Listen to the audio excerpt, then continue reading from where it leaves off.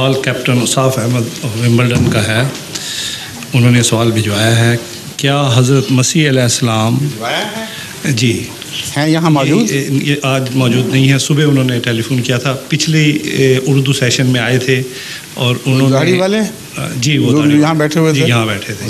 انہوں نے کہا ہے کہ کیا حضرت مسیح علیہ السلام اور حضرت مہدی علیہ السلام کے آنے کا قرآن پاک میں ذکر ہے؟ حدیثوں کی روشنی میں آپ نے اس کی وضاحت گزشتہ اردو سوال و جواب کی محفل میں فرمائی تھی. وہ چاہتے ہیں کہ قرآن پاک میں ذکر ہے یا نہیں. اب یہ جو انداز ہے سوال کا، اس میں بھی بہت کچھ مضمر ہے. میرا تجربہ ہے وسیع کہ جب ایک عمومی سوال کرتے ہیں لوگ اور میں ان کے اپنے عقیدے کے مطابق ان کو جواب دے دیتا ہوں، تو وہاں سے ہٹ کر ایک اور پناہ گاہ میں جانے کی کوشش کرتے ہیں. حالانکہ یہ اہل قرآن نہیں ہیں، مگر چونکہ حدیث کی روح سے زیادہ تر یہ سوال اٹھایا گیا کہ آنے والے کا ذکر ہے، نزول ہوگا، اس لیے میں نے حدیث ہی کی روح سے اس کا جواب دیا تھا. مگر اب چونکہ اس پہ معلوم یہ ہوتا ہے، کیونکہ میں اس کو دیکھ رہا تھا ان کا چہرہ، کم سے کم اتنی ان میں نیکی ہے کہ ضد نہیں کی، خاموش بیٹھے رہے. اب سوچا ہے کہ اصل حال یہ ہے کہ قرآن میں جاؤ، وہاں سے ہمیں شاید کوئی مطلب کی بات نکل آئے. مگر بنیادی باتیں بعض ہیں جو میں اس وقت بھی کھولی تھی، اب میں پھر کھولتا ہوں. حضرت صلی اللہ علیہ وآلہ وسلم کے متعلق قرآن گواہ ہے کہ اپنی طرف سے کوئی بات نہیں کرتے، کلیتاً وحی پر مبنی کلام ہے. اگر کسی کو وحی پر مبنی کلام ہونے کے باوجود قرآن کریم میں وہ بنیاد دکھائی نہ بھی دے اور یہ قطعی بات ہو کہ حضور صلی اللہ علیہ وآلہ وسلم کی احادیث بکثرت ایک بات کہہ رہی ہیں، تو پھر تقویٰ کا تقاضا یہ ہے کہ ان حدیث کے فیصلے کے سامنے سر جھکائے انسان. پھر یہ جائز نہیں کہ یہ پوچھے کہ کہاں سے نکالا آپ نے. یہ سوال دراصل ہم سے نہیں ہے، سوال حضرت صلی اللہ علیہ وآلہ وسلم سے ہے کہ اتنی زور سے، اتنی کثرت سے جو آپ نے مسیح کے آنے کی خبریں نکالی ہیں، تو قرآن سے تو حوالہ دکھائیں، کیونکہ آپ نے فرمایا، میں نے تو نہیں کہا. مگر میں ان کو بتاتا ہوں کہ قرآن میں بہت سی ایسی باتیں ایسے انداز میں بیان ہوئی ہیں کہ عام فہم کا آدمی ان کو اخذ نہیں کر سکتا کہ یہاں کس بات کی بنیاد رکھی گئی ہے. مگر جن پر شریعت نازل ہوئی ہے، حضرت محمد رسول اللہ صلی اللہ علیہ وسلم، آپ قطعیت کے ساتھ جانتے تھے کہ اس بات کی بنیاد یہاں موجود ہے، اور حوالہ دیا یا نہ دیا اس کی پیشگوئی فرمائی.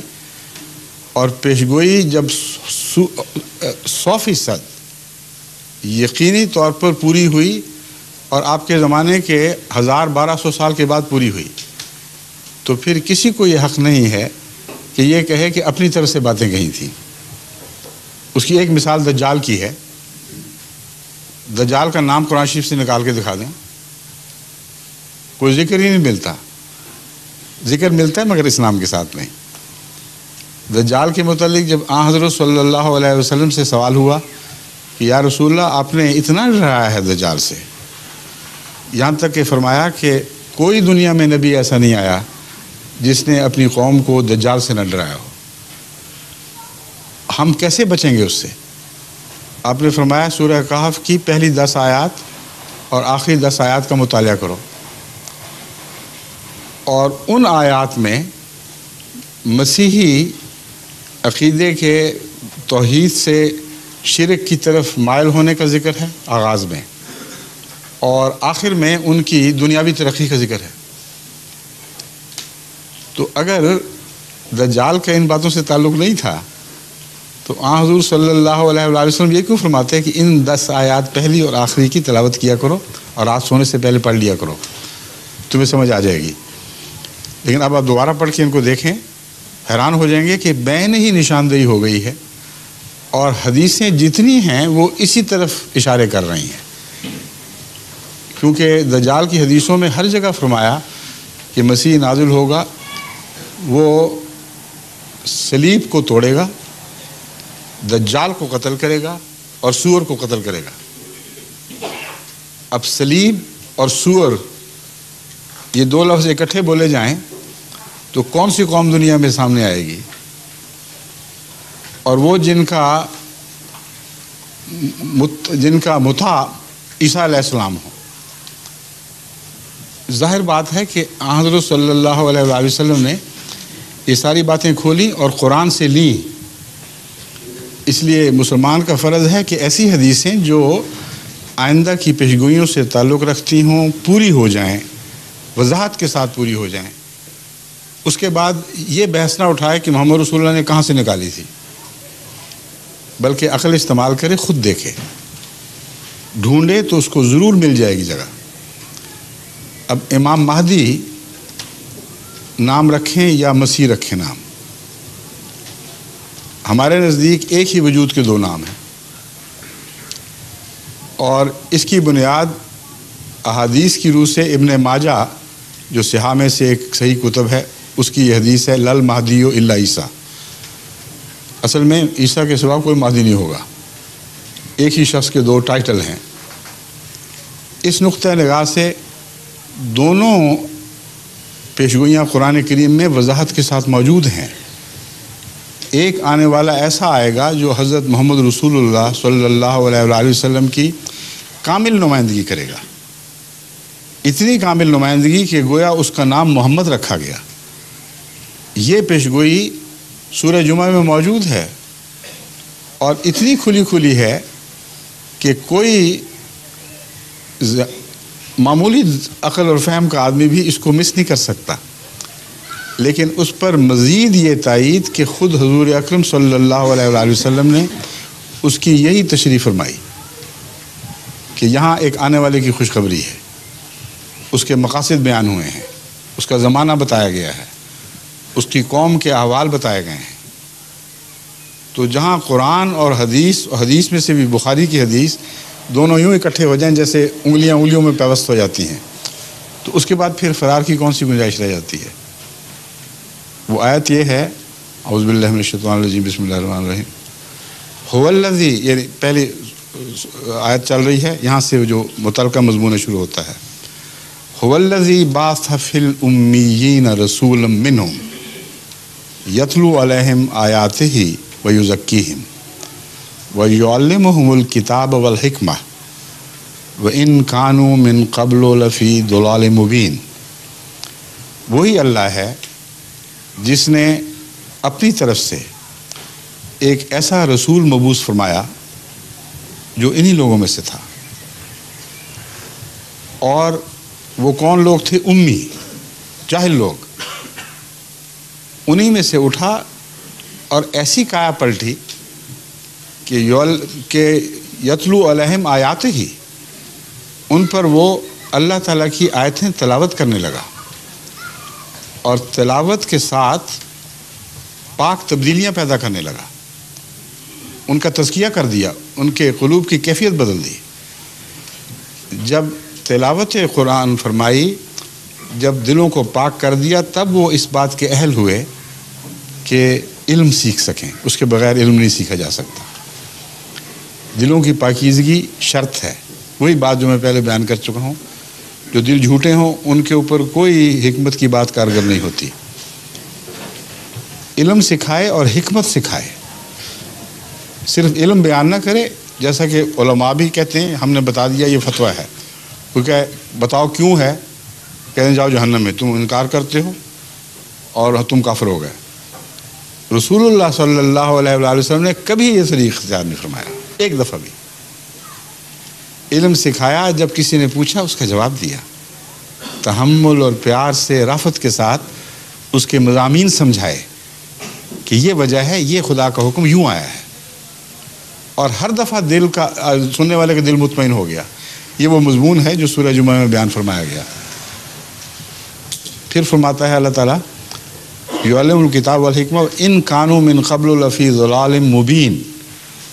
یہ کہہ کر بات ختم ہو جانی چاہیے، مضمون مکمل ہو گیا، لیکن ایک اور بات شروع ہوتی ہے، وآخرین منہم لما یلحقوا بہم۔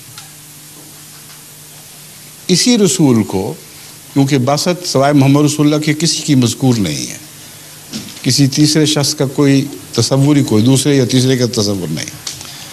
وَبَعَثَ فِي الْأُمِّيِّينَ رَسُولًا وَبَعَثَ آخَرِينَ مِنْهُمْ. آخرین میں بھی اللہ نے اسی کو مبعوث فرمایا ہے، یعنی آخرین کے لیے. کن آخرین کے لیے؟ لما یلحقوا بہم، جو ابھی تک ان سے ملے نہیں ہیں. اور وہ کون ہوں گے، کیسے یہ واقعہ ہوگا؟ فرمایا آخرین منہم لما یلحقوا بہم وہو العزیز الحکیم. یہ جو فیصلہ ہے کہ آخرت میں، آخری زمانے میں محمد رسول اللہ کو دوبارہ مبعوث فرمایا جائے گا، یہ اس وجہ سے ہے کہ اللہ تعالیٰ عزیز ہے اور حکیم ہے. وہ صاحب علم اور صاحب وجاہت ہے اور حکمت کی بات کرتا ہے. یہ کہنے کے بعد پھر وہ کون لوگ ہوں گے جن میں آپ آئیں گے، کیسے آئیں گے؟ اس کا جواب دیا ذالک فضل اللہ یؤتیہ من یشاء. اگر حضرت محمد رسول اللہ صلی اللہ علیہ وآلہ وسلم نے خود براہ راست آنا تھا تو یؤتیہ من یشاء کی کوئی بحث نہیں اٹھنی چاہیے تھی. صاف پتہ چلا کہ یہ نام کسی غلام کامل کو عطا ہونا ہے جو بین ہی وہی باتیں کہے گا جو محمد رسول اللہ نے فرمائیں، وہی تعلیم دے گا جو قرآن کی تعلیم ہے، صرف ان سے غلط فہمیوں کے پردے اتارے گا. چنانچہ فرمایا کہ یہ کون ہوگا، اس کے متعلق فرماتا ہے ذالک فضل اللہ یؤتیہ من یشاء. اللہ کا فضل ہے، جس کو چاہے دے گا. یہ بحث نہیں اٹھے گی کہ عربی ہے کیا جمی ہے. وہو العزیز وہو ذو الفضل العظیم، بڑے فضلوں والا خدا ہے. اب یہ جو آیات نازل ہوئی ہیں، بخاری میں آتا ہے کہ اس وقت صحابہ پاس بیٹھے ہوئے تھے. بسا اوقات وہی رسول اللہ صلی اللہ علیہ وآلہ وسلم پر تنہا نہیں اترتی تھی، بلکہ صحابہ کی میت میں موجود ان کے سامنے اترتی تھی. تو اس کو سن کر ان آیات کو ایک سوال کرنے والے نے سوال کیا. اس نے کہا وہ لوگ کون ہوں گے یا رسول اللہ جن کا ذکر چل رہا ہے؟ اس بات میں سوال والے کو کوئی شک نہیں تھا کہ محمد رسول اللہ ہی نے آنا ہے. وہ لوگ کون ہوں گے، اس پر اس کو ذرا تعجب تھا اور دل میں ایک تجسس پیدا ہوا کہ پتہ کروں. حضور صلی اللہ علیہ وآلہ وسلم نے یہ سن کر جواب نہیں دیا، خاموشی اختیار فرمائی. اس نے پھر تکرار کی، پھر حضور اکرم صلی اللہ علیہ وآلہ وسلم نے خاموشی اختیار فرمائی. پھر تیسری مرتبہ جب اس نے پوچھا تو آپ نے دیکھا حضرت سلمان فارسی آپ کے پاس بیٹھے ہوئے تھے. ان کے کندھے پر ہاتھ رکھا اور یہ جواب دیا لو کان الایمان عند الثریا لنالہ رجل من ہؤلاء. بعض روایتوں میں رجالن بھی آتا ہے، لیکن بخاری ہی کی روایات میں رجلن بھی آتا ہے. اور رجلن کو امام بخاری کا قبول کر لینا اور موقع محل کا مخالف نہ سمجھنا ثابت کرتا ہے کہ ان کے نزدیک آنے والے کی خوشخبری کی وجہ سے رجل فرمایا گیا ہے. لیکن وہ رسول اللہ صلی اللہ علیہ وسلم بذات ہی خود نہیں ہوں گے، ان میں سے ہوں گے جو حضرت سلمان فارسی کی قوم ہے. اس کا ایک ترجمہ فارسی الاصل کیا جا سکتا ہے، ایک ترجمہ عرب کے مقابل پر اجمی کیا جا سکتا ہے. مگر قرآن کی آیت کا جو طرز بیان ہے اس سے یہ جو نکلتا ہے کہ ذالک فضل اللہ یؤتیہ من یشاء، اس سے یہ بات تو قطعیت سے ثابت ہو گئی کہ خود حضور اکرم صلی اللہ علیہ وآلہ وسلم نے اس کے یہ معنی نہیں سمجھے کہ وہ آنے والا جس کا یہاں ذکر ہے وہ عرب ہوگا، کیونکہ اکثر تو عرب کندھے پاس بیٹھے ہوئے تھے. ملا تو عجم کا کندھا ملا ہاتھ رکھنے کے لیے. اور یہ بات بتاتی ہے کہ یہ روحانی تفسیر تھی جو نازل ہوئی ہے. اس کی وجہ یہ ہے کہ حضور صلی اللہ علیہ وآلہ وسلم کے متعلق یہ مسلمہ بات ہے. تمام علماء سابقہ جو بزرگ علماء تھے، آج کل میں جانتا کیا کہتے ہوں گے، تمام گزشتہ علماء اس بات پر متفق ہیں جو علم حدیث کے واقف کہ حضور کا انداز تھا جس بات میں جبرائیل نازل ہو کر وضاحت نہ کرے یا اللہ تعالیٰ براہ راست پہلے ہی دل پر اس کے معنی روشن نہ کر چکا ہو، وہاں اپنے منہ سے کلام نہیں کرتے تھے، خاموشی اختیار کیا کرتے تھے۔ بس 2 دفعہ کی خاموشی اور تیسری دفعہ کا جواب صاف بتا رہا ہے کہ یہ مبنی بر الہام کلام ہے جو حضور نے بیان فرمایا، اور کلام اتنا پر حکمت، اتنا مربوط ہے کہ کوئی معمولی عقل کا انسان بھی یہ کہہ نہیں سکتا کہ جھوٹے کی بنائی ہوئی بات ہے۔ سوال کیا ہے؟ وہ کون لوگ ہوں گے؟ جواب یہ ہے اگر ایمان ثریا پر بھی چلا جائے تو ان لوگوں میں سے وہ ہوگا یا وہ ہوں گے جو ایمان کو آسمان سے واپس زمین پر لے آئیں گے۔ اس میں کتنی باتیں بیان ہو گئیں جو پوچھی جانی چاہیے تھی اور پوچھی نہیں گئی تھی۔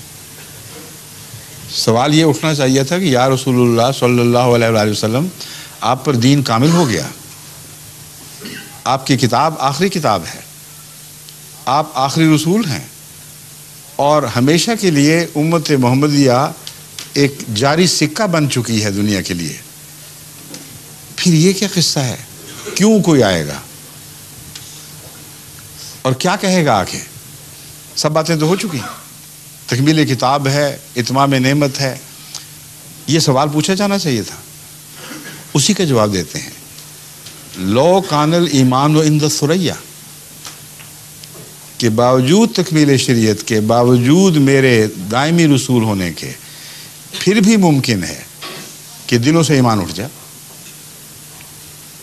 اور رسول اللہ علیہ وسلم کے زمانے میں بھی ایمان اٹھتے تھے بعض بدبخت دلوں سے۔ تو شریعت کا کمال اور رسول کا ہر پہلو سے کامل ہونا ہرگز اس بات کی ضمانت نہیں ہے کہ قوم نیک اور پاکیزہ رہے گی۔ جس اختلاف کی آپ نے بات فرمائی تھی ابھی، وہ دیکھیں کتنی جلدی شروع ہوا ہے۔ تو ایمان ہے دل کا جو اصل فیصلہ کن چیز ہے، جس کی خاطر شریعتیں نازل ہوتی ہیں۔ اگر وہ اٹھ جائے تو پھر آسمان سے آنے والا ہی اس کی اصلاح کیا کرتا ہے، زمینی کا کام نہیں ہے۔ اور فرمایا وہ ثریا ستاروں پر بھی چلا جائے، ان میں سے کوئی ہوگا جو واپس لے آئے گا اور دوبارہ دلوں میں قائم کرے گا۔ یہ کیوں نہ فرمایا کہ علماء مل کر اکٹھے ہوں گے، ایک خلافت موومنٹ چلے گی، یہ اور اس قسم کے منہاج القرآن قسم کے دعوے دار اٹھیں گے، مودودی آئیں گے، فکر نہ کرنا بالکل، وہ سارے مل ملا کر سارے مسئلے ٹھیک کر لیں گے۔ یہاں یہ صرف یہی نہیں بلکہ کسی ایک حدیث میں بھی، میں دہرا رہا ہوں آپ کے سامنے، حضرت صلی اللہ علیہ وسلم نے انحطاط کے زمانے میں علماء کے ذریعے اصلاح کا کوئی ذکر نہیں فرمایا، ایک دفعہ بھی نہیں، اور فرما سکتے بھی نہیں تھے، کیونکہ آپ سے زیادہ انسانی روحانی بیماریوں پر کسی کی نظر نہیں تھی۔ آپ سے بڑھ کر کوئی نہیں جانتا تھا کہ مذہبی انحطاط اوپر سے شروع ہوا کرتا ہے۔ عوام کا الانام تو بھیڑوں کی طرح پیچھے چلنے والے لوگ ہوتے ہیں۔ جب لیڈرشپ بددیانت ہو جائے، جب وہ خود غرض ہو جائے، تو جہاں چاہے ان کو لے جاتی ہے، خدا کے نام پر، رہنمائی کے نام پر، اور گڑھوں میں اتار دیا کرتی ہے۔ اس لیے حضور اکرم صلی اللہ علیہ وآلہ وسلم کا کسی ایسے موقع پر ایک مرتبہ بھی کسی عالم کا ذکر نہ کرنا اور مسیح کا کرنا، مہدی کی بات کرنا اور دنیا کے اماموں کی بات نہ کرنا، مہدی کو ہی امام کہنا، صاف ثابت کرتا ہے کہ حضور اکرم صلی اللہ علیہ وآلہ وسلم پر مذہبی قوموں کے عروج اور زوال کے سارے حال روشن تھے۔ آپ جانتے تھے کہ مذہبی رہنما ہی ذمہ دار ہوا کرتے ہیں، جب وہ بگڑ جائیں تو پھر ان کی ریپلیسمنٹ کے سوا کوئی چارہ نہیں ہے۔ پھر خدا اپنے براہ راست انضمام اپنے ہاتھ میں لیتا ہے، اور اس اصول کے خلاف ساری مذہبی تاریخ میں ایک بھی گواہی نہیں۔ علماء کی بات کیوں نہیں کی؟ اس لیے کہ خود دوسری جگہ فرما چکے ہیں کہ سیاتی علی الناس زمان لوگوں پر ایک ایسا زمانہ آنے والا ہے، لا یبقى من الاسلام الا اسمہ، اسلام نام کے سوا باقی نہیں رہے گا،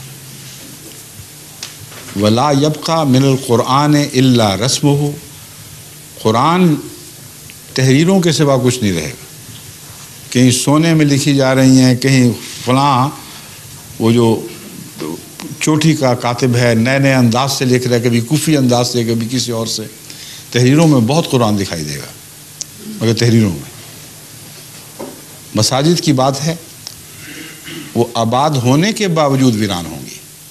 اب یہ کلام نبی کے کلام کے سوا ممکن نہیں۔ مساجدہم عامرۃ وہی خراب من الہدیٰ، ان لوگوں کی مسجدیں آباد ہوں گی مگر ہدایت سے خالی۔ اور دیکھیں یہاں اپنی طرف منسوب ہی نہیں کر رہے ان لوگوں کو، ہم کی بات ہو رہی ہے۔ یہ کہنے کے بعد اگر کسی ذہن میں یہ وہم اٹھے کہ کوئی حرج نہیں، ہمارے علماء کو اللہ سلامت رکھے، وہ ہمیں بچا لیں گے، تو اگلی پیشگوئی سنیں، علماؤہم شر من تحت عدیم السماء، ان لوگوں کے علماء جن کی یہ حالت ہے آسمان کے نیچے بدترین مخلوق ہوں گے۔ بدترین مخلوق اس لیے کہ وہ امت محمدیہ کے نام پر سند حاصل کرتے ہوئے امت محمدیہ کو بہکانے کے کام کریں گے۔ اور ان کی یہ خصلت بیان فرمائی، من عندہم تخرج الفتنۃ وفیہم تعود، خود انہی میں سے فتنے پھوٹا کریں گے اور پھوٹ کر واپس آ جایا کریں۔ وہ جن باتوں کو حرام اور شریعت کے خلاف قرار دیں گے، کچھ دیر فتوے دے کر واپس ہضم کر لیا کریں گے۔ اب اس کی مثالیں آپ کے سامنے پاکستان میں دیکھ لیں، بے نظیر پر یہ فتوے دینے والے کتنے تھے کہ عورت کی سربراہی اسلام شریعت کے خلاف ہے۔ مولانا مفتی محمود کے صاحبزادے فضل الرحمان صاحب، وہ بھی مفتی ہیں، بڑی بلند آواز سے کہتے رہے اس پہ تو صلح ہو ہی نہیں سکتی، کیسے ممکن ہے کہ ہم شریعت کے معاملے میں اس عورت کی بات مان لیں اور خدا کی بات کو رد کر دیں۔ جب سمجھوتا ہو گیا تو انہی کی حکومت میں، ان کی غلامی میں فارن افیئرز کے پارلیمنٹ کے نمائندہ بن کر دنیا میں سفر کیے اور کافی ہوٹلوں پہ خرچ کیا۔ اب بتائیں یہ فیہم تعود والی بات ہے کہ نہیں؟ وہیں سے فتنہ نکلا تھا، وہیں واپس پہنچ گیا، اور یہ روزمرہ کا دستور ہے۔ حکومت کو ڈرانے کے لیے فتوے دیتے ہیں، جہاں اندر کھاتے سمجھوتا ہو جائے وہاں کہتے ہیں ٹھیک ہو گیا، بس کوئی بات نہیں، اب سب چلے گا۔ یہ حال ہو جس قوم کا اور ہمیں دکھائی دے رہا ہو، یہ پیشگوئی یاد رکھیں 1400 سال سے پہلے کی گئی تھی۔ یوں لگ رہا ہے جس حضور اکرم صلی اللہ علیہ وسلم دیکھ رہے ہیں ہم سب کو، اور ایک ایک نقش پر نظر ہے، اور آنکھوں دیکھا حال بیان فرما رہے ہیں۔ کوئی پیشگوئی اتنی صاف بھی کبھی آپ نے سنی ہے؟ انبیاء کی پیشگوئیاں ہوتی ہیں مگر اس وضاحت کے ساتھ، اس شان کے ساتھ۔ اس کا اسی حدیث سے تعلق ہے جو بخاری کی میں نے بیان کی، اسی آیت قرآنی سے تعلق ہے جس کا میں نے ذکر کیا۔ اس کی تفسیر میں حضور نے فرمایا کہ اگر ایمان ثریا پر بھی چلا گیا تو یہ خدا سے آنے والا ہے جس کو میرا نام دیا گیا ہے، میں نہیں ہوں گا۔ آئے گا وہ، لیکن نام تبھی کوئی پا سکتا ہے اگر کامل غلام ہو یا برابر ہو۔ برابری کا سوال ہی کوئی نہیں، کیونکہ حضور اکرم صلی اللہ علیہ وسلم خاتم ہونے کے لحاظ سے تمام دنیا میں اگلوں پہ سب سے افضل ہیں۔ شریعت کامل ہو گئی، نئی شریعت لا نہیں سکتا، تو برابری کہاں سے کرے گا کوئی؟ جو قرآن کا بھی تابع ہو، محمد رسول اللہ علیہ وسلم کے ہر لفظ کا غلام ہو، وہ کیسے محمد کا نام پا سکتا ہے؟ صرف ایک طریقے سے کہ اپنے نفس کو کلیتاً مٹا دے، اور جو کچھ قرآن اور محمد رسول اللہ کی حکومت ہے اس کو اپنے اوپر نافذ کر لے۔ اگر یہ صورتحال درجہ کمال کو پہنچ جائے اور اطاعت ایسی ہو کہ اس میں کوئی غیر کا شبہ نہ رہے، اس صورت میں نام ملا کرتا ہے اور قرآن بھی دیتا ہے۔